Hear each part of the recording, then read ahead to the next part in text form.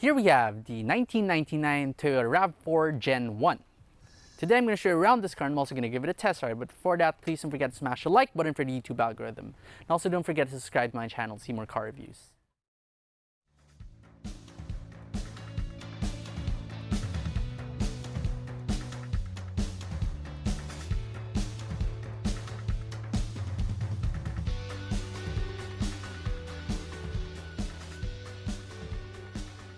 So first I'll show you around the Rav4. First thing is that this one right here, the key. So the owner put this aftermarket thing. So watch this. I'll just press this button. The key's still here with me. I'll wait for it a bit. Oh, remote start. That's a thing that a lot of people did in the 90s. Here at the front, the owner replaced the lights. So these are already white. He added this light bar right here. And what's cool about this? Rav4? No, that's not good enough. Rav555.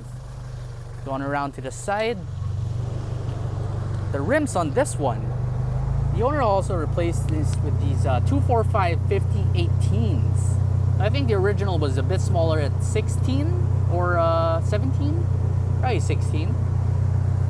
Here at the side, you have this molding, which is in two-tone, both silver and white. And as you go around this car, you'll just see just how short it is. The newer Rav4s, they're just much chunkier and bigger and longer cars, but this one is just really small, and you have a spare tire at the back. Shout out to Rav4 Club Philippines and the mob. So under the hood, the Gen 1 Rav4 comes in this 2-liter inline-4 3SFE engine. This is the same thing used in the Toyota Corona of this era. And although it's a small engine, it's very much adequate for a car this size and this weight. As you can see, there's no hood pad. Again, that's not very common in the 90s. And you don't have hood struts either, so you just have a rod. Usual thing. Here at the back of the Rav4, you still have your spare tire. The newer Rav4s, usually they have it under already. And this still has the tailgate that opens to the side instead of going up. And as you open it, look how massive that custom subwoofer enclosure is. You got all your amps and all that audio stuff up here. The owner really spent a lot of money on this, I suppose. I'm not into car audio, but this looks expensive. I could be wrong. You even got some of these tweeters over here. But overall, you know, even without this, the space at the back isn't exactly the best. Although, as I showed earlier, you can actually fold down the rear seats. The exhaust in this one, so this is a limitless auto performance exhaust, and it is frankly quite loud. A lot of 90s car had this automatic when you turn on the radio, but this one you just have to pull it. And damn, this is pretty long. So now entering the Rav4. And as you enter, this car is actually wrapped since day one with these seat covers. So the original interior, the original seats, right here you can see, it's very similar material to the one here you have on the door cards. It's a felt-like material, cloth, okay. Let's go on and hop on in.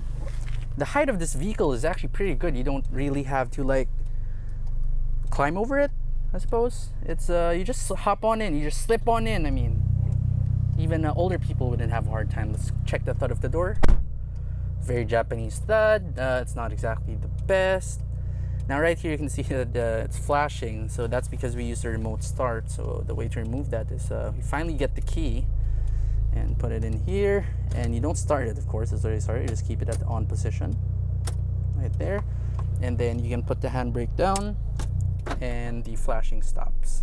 Okay, put it back to handbrake and park. Turn on the AC.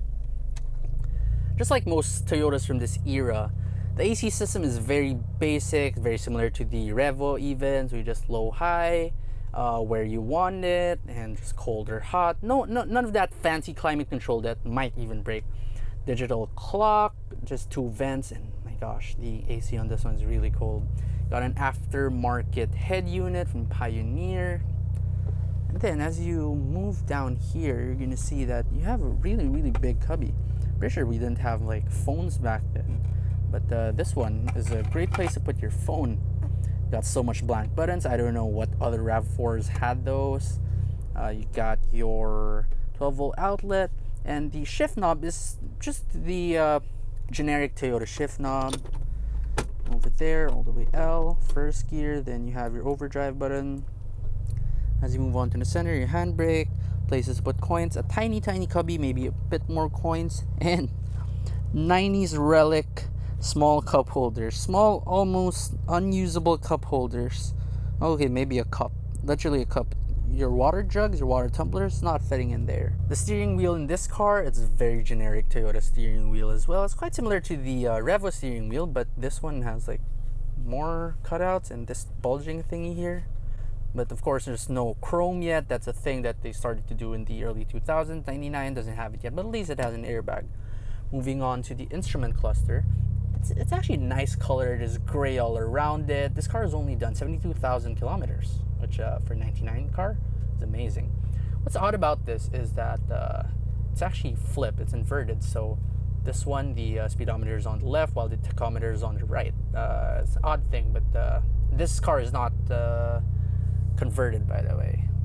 Here at the left, you got another air vent, power mirrors, and this switch right here, that's actually for some lights over at the back, and you actually got some like ambient lighting and stuff. This one too, that's ambient lighting for down there. I'm not sure if you see it there. It's turning on and off. Over here you got a fog lamp. That's actually a light bar in the front. Over at the side, you got power windows, but only the driver's side is automatic. Since this is a 99 car, it's just hard touch plastic. Okay, this is coated in leather wrap somehow, but it's very thin. It's pretty much just still hard touch plastic. This one has a nice textured finish to it, and it's super slightly soft. More plastic all around. That's fine. 99, that's normal. Everyone did that. To your glove box right here, it's pretty small actually for a car this size.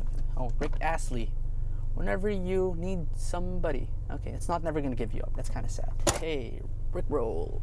Over here at the back, and space looks pretty good. Now let's go and climb on in.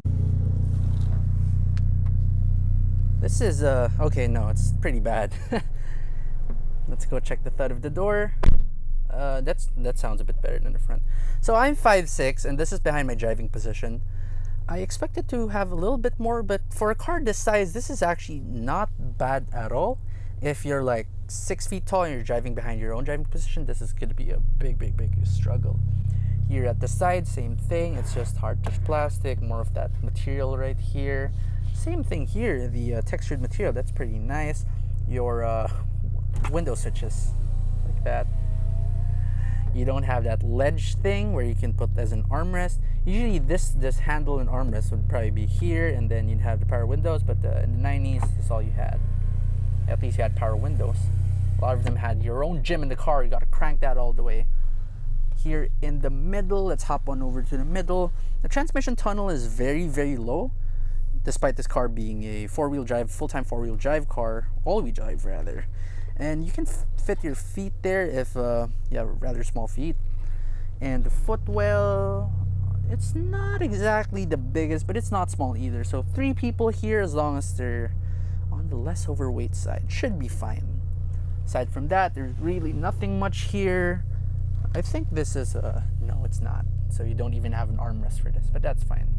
You can, however, pull this one, and that'll actually fold your seats down like that. One common feature that a lot of people probably already know about the Rav4 Gen 1 is the ability to do this. I mean, just look at that. You can actually move this passenger seat forward, and then you can recline this all the way as long as you remove the headrest. Then if only we didn't have the sub at the back, you can actually recline that too. So now I'm just gonna try and hop on in to see if this can actually be a bed. It's a bit tight squeeze, but yes, if only I had like a pillow here. Oh, the headrest. Yes, you can sleep here. And you can also do the same for the driver's side if you have a partner. We're driving the 1999 Toyota Rav4 5-door. This is the Gen 1 Rav4, and this is actually the last year model for this car. Now when you drive this, it's a very pleasant driving experience, especially in town, because it's very short. It's also quite narrow, but the space inside is actually very much plentiful. The only problem with this car right now is the aftermarket exhaust that is ridiculously big, and just even if I don't floor the throttle, even if it's just like a tap, it just starts groaning on me. And over humps, wow, that is very, very soft. If you saw the Revo video, I noted how soft it is, and this one's also very soft when it comes to the suspension, but the steering in this one, it's very unlike that. Steering in this one, it's soft, but there is a little bit of pressure to it, unlike the Revo. The steering is disconnected. You don't feel where the front tires are facing. When you turn corners also, there is a significant amount of body roll. Makes my passengers here on the side need to grab the grab handle. Turning radius in this car, it's actually, I expected it to be a bit tighter given the size of this car. But it's not as bad as like an FJ Cruiser, which is just, no, it's horrible when it comes to turning radius. Now, this Rav4 is actually the Dubai version. So what does the Dubai version have that the local don't? I honestly have no idea, and neither does the owner, but according to him, all he knows is that it really doesn't overheat. Even if you floor this car all day, which again, you're not supposed to do, but if you choose to do so, the temperature gauge would barely even increase. And the AC system is ice cold. Okay, I'm gonna put it in like low now and just ice cold, extremely cold. Even if you're in the summertime, you want to use this in summertime, April, May. Oh, yes, it's gonna keep you cool. Plus the fact that this one doesn't have leather seats, so you won't melt or anything. This car also has the really big subwoofer at the back, and that's actually a requirement for when you have an exhaust this loud. It's the only thing that's probably going to keep you sane. And again, let's floor it a bit. It's picking up. We're just doing 60 kilometers per hour. I even know the 0 to 100 on this one. I'm going to attempt to do a 0 to 100 test on this if I can find a suitable road for it later on. Right now, we're just going to do a 0 to 100 acceleration test, and my friend has got a stopwatch, so this is not scientific at all. Just going to try it, and the road's a bit wet. So in 3, 2, 1, and go. Okay. Doing 40. 60. 80. Will we reach it? No, we're not going to reach it. So that's 80 in like 16 seconds. Really? 16 seconds? Yeah. 0 to 80 kilometers per hour in 16 seconds. So, if you want to do 100, you're going to need a lot of road. Like, a lot of it. You're going to need the track for this thing. The brakes, they're questionable.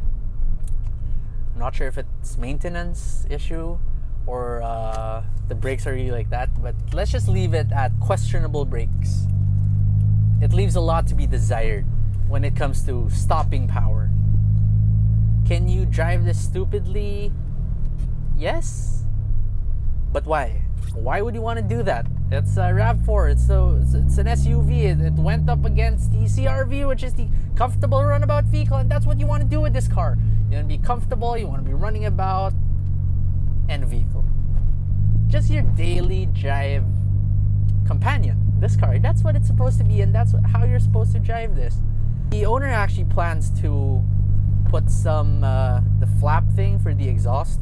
That way, it's actually much more livable on a daily drive, and it really needs that at this point. And it could also use some suspension work. Speaking of suspension, let's try to just like do this. And do you get seasick a lot? If you get seasick a lot, you don't want to be driving this stupidly. You're really just probably gonna barf after doing this for a while. It's not a comfortable experience. But again, let's go back. Daily drive. Can you daily drive this? Yes, that's what you're supposed to do. Should you daily drive this? If it's stock, yes, you should. Will you be sane? Definitely. If you like this video, please don't forget to smash the like button for the YouTube algorithm. And also don't forget to subscribe to my channel to see more car reviews.